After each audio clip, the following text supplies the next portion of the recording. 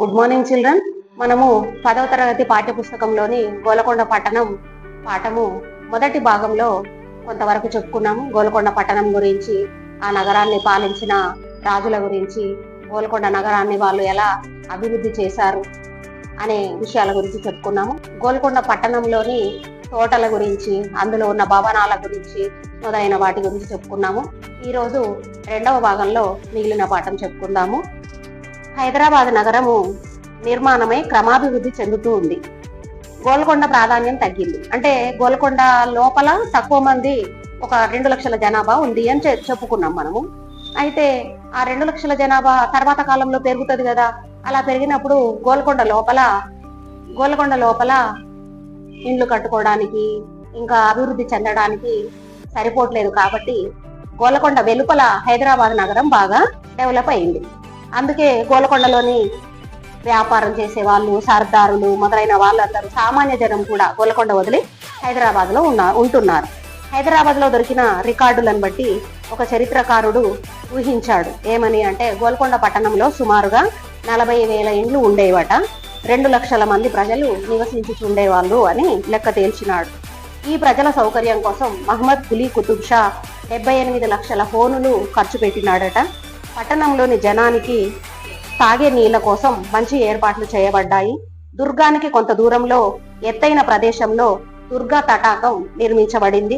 ఆ దుర్గా తటాకం నుండి భూమి లోపలి నుండి మట్టి గొట్టాల ద్వారా నీటిని కటోరా హౌజ్ కు పంపించేవాళ్ళు.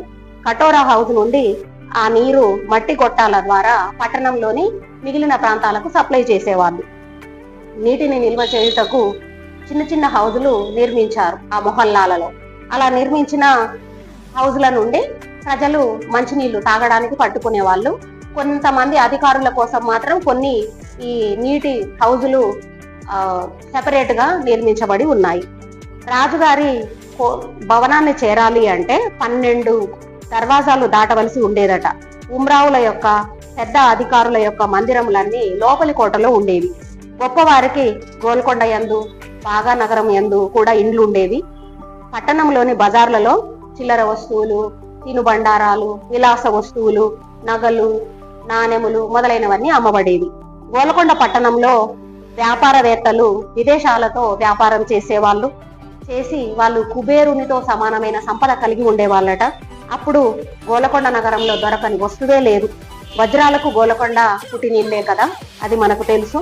భారత భూమి నలుమూలల నుండి కూడా వ్యాపారము గోల్కొండ నుండి జరిగేది. విదేశాల నుండి వచ్చే సరుకులు మచిలీపట్నం ఓడరేవు వచ్చేవి. ఆ ఓడరేవు నుండి గోల్కొండకు వచ్చేవి. గోల్కొండ పట్టణము కేంద్రంగా తెలంగాణ మొత్తం ఈ వస్తువులు సప్లై అయ్యేవి. ఈ విదేశ వ్యాపారం చేసే వాళ్ళలో డచ్ వాళ్ళు ప్రధానంగా ఉండేవాళ్ళు. ఇబ్రహీం కులీ కుతుబ్ షా కాలంలో తెలంగాణ ఎలా ఉండేది అంటే, ఈజిప్టు వలె ప్రపంచపు అంగడి.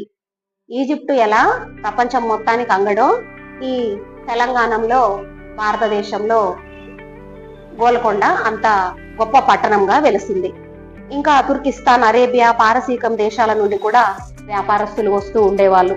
శిల్పులు, చిత్రకారులు కూడా ఉన్నారు ఇక్కడ.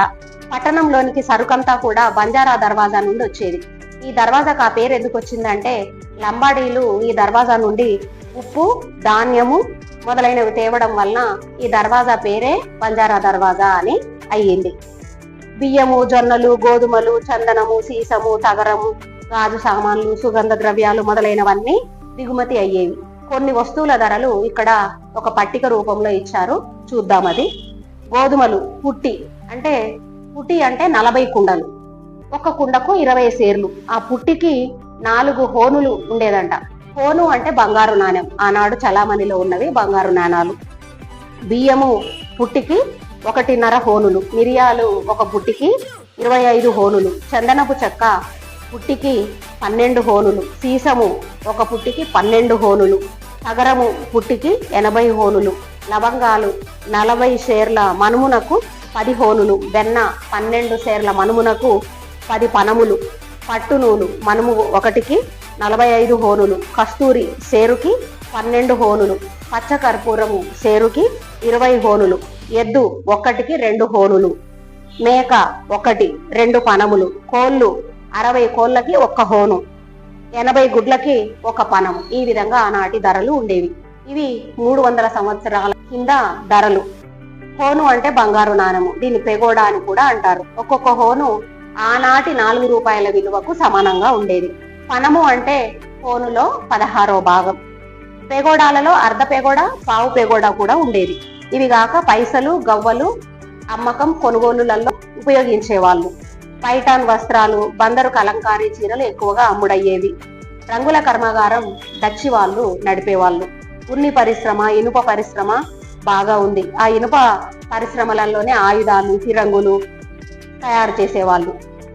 కూరగాయలు, మాంసం అమ్మే దుకాణాలు కూడా ఉన్నాయి, కానీ అవి చాలా పెద్దవి కావు.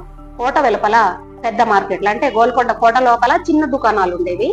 కోట వెలుపల హైదరాబాద్ నగరం అభివృద్ధి చెందింది అని చెప్పుకున్నాం కదా, అక్కడ పెద్ద పెద్ద మార్కెట్లు ఉండేవి. గోల్కొండ పట్టణంలోనికి రాకపోకల విషయంలో కొంచెం జాగ్రత్తగా ఉండేవాళ్ళు. కొత్త వాళ్ళు వచ్చారు అంటే వాళ్ళని లోపలికి రానియకపోయేవాళ్ళు. వారికి ఎవరైనా పెద్ద అధికారులు తెలిసిన వాళ్ళు అయ్యండి, వాళ్ళ దగ్గర నుండి ఒక లేఖ రాయించుకొని రావాలి. లేదంటే ఇంకా ఎవరైనా తెలిసిన వాళ్ళు వీళ్ళు మా వాళ్ళే అని చెప్తేనే వాళ్ళని లోపలికి రానిచ్చేవాళ్ళు. ఇంకా ఆనాడు ఎవరైనా కొత్త వాళ్ళు నగరం లోపలికి వస్తూ ఉంటే ఉప్పు గాని పొగాకు గాని తీసుకుని రానిచ్చేవాళ్ళు కాదు. ఎందుకంటే రాజుగారికి రెవెన్యూ వచ్చేది ఈ ఉప్పు పొగాకు మీదనే. కాబట్టి ఒక్కొక్కసారి బయట ప్రాంతాల నుండి నగరం లోపలికి వచ్చే వాళ్ళకి అనుమతి లభించకపోయేది. 2-3 రోజులైనా సరే బయట నిలబెట్టేవాళ్ళు ద్వారపాలకులు. లేకపోతే ఇంకా ఒక్కొక్కసారి ఏంటంటే ఆ ద్వారపాలకులు ఎంతో కొంత డబ్బును ఆశించి వాళ్ళని అలా నిలబెట్టేవాళ్ళు. గోల్కొండ పట్టణంలో గొప్ప అధికారులు కూడా వ్యాపారం చేసేవాళ్ళు. మీర్ జుమ్లా అనే మంత్రికి వజ్రాల గనులున్నాయి. ఆయన దగ్గర 20 మనుగుల తూకం గల వజ్రాలు ఉన్నాయట. అంటే చూడండి ఎంత కోట్ల విలువైన సంపద. అక్కన్న సేనానికి సొంతంగా ఓడలు ఉన్నాయి. అంటే ఒక ప్రాంతం నుండి, ఒక దేశం నుండి ఇంకో దేశానికి వస్తువులను ట్రాన్స్పోర్ట్ చేయాలంటే ఓడలు ఉపయోగించేవాళ్ళు. ఆ ఓడలు ఉండేవి అక్కన్న సేనానికి. గోల్కొండ పాఠశాలలో ఇబ్రహీం కుతుబ్ షా విద్యాప్రియుడు. ఆయన విజయనగరంలో రాజుల ఆదరణలో పెరిగి ఉండడం వల్ల తెలుగు అంటే ఆయనకు మక్కువ ఎక్కువ. కాబట్టి ఆయన ఆంధ్ర భాష యందు అభిమానం కలిగి ఆంధ్ర కవులను సత్కరించేవాడు. ఈయన కాలంలోనే అద్దంకి గంగాధర కవి తపతి సంవరణోపాఖ్యానం అనే కావ్యాన్ని రచించి ఇబ్రహీం కుతుబ్ షాకి అంకితం ఇచ్చాడు. ఈయన మహబూబ్ నగర్ జిల్లాలో నివసించే అసూరి మరింగంటి సింగరాచార్య అనే కవికి మత్త గంధేవ శీతఛత్ర, ఉత్తమాశ్వ హాటకాంబర చతురాంతయాన యగ్రహారాలను ఇచ్చి సత్కరించినాడు. అంటే ఆనాడు ఎవరైనా కవులను రాజులు మెచ్చుకున్నారంటే వాళ్లకు అగ్రహారాలను ఇచ్చి వాటి మీద వచ్చే రెవెన్యూను వాళ్ళు తీసుకోవచ్చు. ఆ విధంగా ఇచ్చేవాళ్ళు.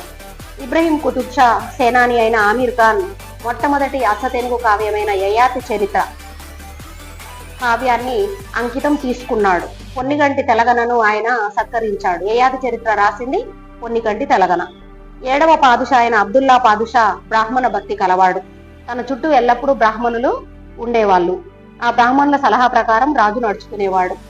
ఇతడు విజ్ఞాన శాస్త్రం, లలిత కళలు, వాంగ్మయం వృద్ధి చేయుటకు చాలా ప్రయత్నించాడు.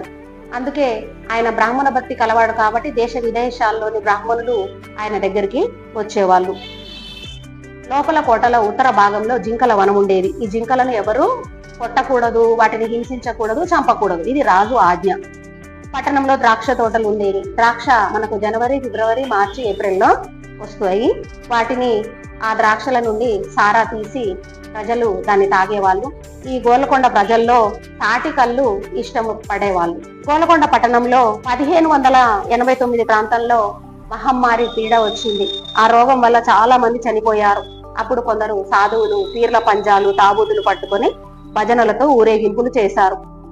ఆ విధంగా ఆ మహమ్మారి పీడ వదిలింది. ఆ మహమ్మారి మన పీడ వదిలింది అనే ఉద్దేశంతో ఆనాటి రాజు మహమ్మద్ కులీ కుతుబ్ షా 1591 సంవత్సరంలో చార్మినార్ను తావీదు ఆకారంలో నిర్మించాడు.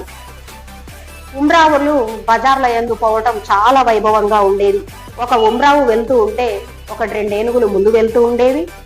వీటి మీద జెండాలు పట్టుకొని భటులు కూర్చుని ఉండేవాళ్ళు. తర్వాత ఆయుధాలను ధరించిన 50-60 మంది భటులు గుర్రాల మీద వెళ్తూ ఉండేవాళ్ళు. వాళ్ళ వెనుక గుర్రాల మీద కూర్చొని బాకాలు ఊదుతూ, సన్నాయి ఊదుచూ కొందరు బయలుదేరేవాళ్ళు. వాళ్ళ వెనుక ఉమ్రావు గుర్రం మీద ఎక్కి వచ్చేవాడు. ఇంకా ఇతనికి అంగరక్షకులుగా 30-40 మంది నడుచుకుంటూ వచ్చే సైన్యం ఉండేది. కొందరు ఉమ్రావులకు విసన కర్రలు విసురుతూ ఉండేవారు, కొందరేమో గొడుగు పట్టుకుని ఉండేవారు, ఒకడు హుక్కా పట్టుకొని వచ్చేవాడు. ఆయనకి ఎప్పుడు తాగాలనిపిస్తే అప్పుడు ఆ హుక్కా తీసుకుని ఆయన తాగేవాడు. ఒకడేమో కావడిలో జలపూర్ణ కుంభములను పట్టుకొని వచ్చేవాడు. ఒక పల్లకిన 4 మోసుకుని వస్తూ ఉండేవాళ్ళు. భుజాలు మార్చుకోవడానికి, అంటే వాళ్ళకి బరువు అయ్యిందనుకో ఉమ్రావు కూర్చున్నప్పుడు భుజాలు మార్చుకోవడానికి ఇంకిద్దరు ఎక్స్ట్రా వచ్చేవాళ్ళు. వీళ్ళందరి చివర 1-2 ఒంటెలు కూడా వచ్చేవి. ఒంటెల మీద కూర్చొని భటులు తప్పెటలు డప్పులు వాయిస్తూ ఉండేవాళ్ళు. నవాబు గారికి, ఈ ఉమ్రావుకు గుర్రం మీద బోరు కొట్టిందనుకో ఆ గుర్రం నుండి దిగి పల్లకి ఎక్కేవాడు. పల్లకికి వెండి పూత పూయబడి ఉండేది. పల్లకి దండకు వెండి పొన్నులు ఉండేవి. పల్లకిలో పడుకున్నప్పుడు ఉమ్రావు చేతిలో పువ్వుల గుచ్చము ఉండేది. తాంబూలం నములుతూనో హుక్కా పీలుస్తూనే ఉమ్రావు కనిపించేవాడు. గోల్కొండ పట్టణంలో నేరస్తులను శిక్షించే విధానం కూడా కఠినంగా ఉండేది. ఏ నేరస్తుడిని జైల్లో వేసేవాళ్ళు కాదు. నేరస్తుడిని వెంటనే విచారించేవాళ్ళు, తప్పు చేస్తే శిక్షించేవాళ్ళు, తప్పు చేయకపోతే నిర్దోషిగా వదిలిపెట్టేవాళ్ళు. గోల్కొండ పట్టణంలో జనాభా అధికమైపోయింది. నీటి వసతి కూడా చాలలేదు. అందుకే పాదుషాలు, గొప్పవాళ్ళు, వర్తకులు హైదరాబాద్లో వెళ్ళి అక్కడ భవనాలు నిర్మించుకొని ఉండసాగారు. అయినను ముఖ్యమైన ప్రభుత్వ కార్యాలయాలు, ధనాగారము, సేనా సిబ్బంది పట్టణంలోనే ఉండేవాళ్ళు.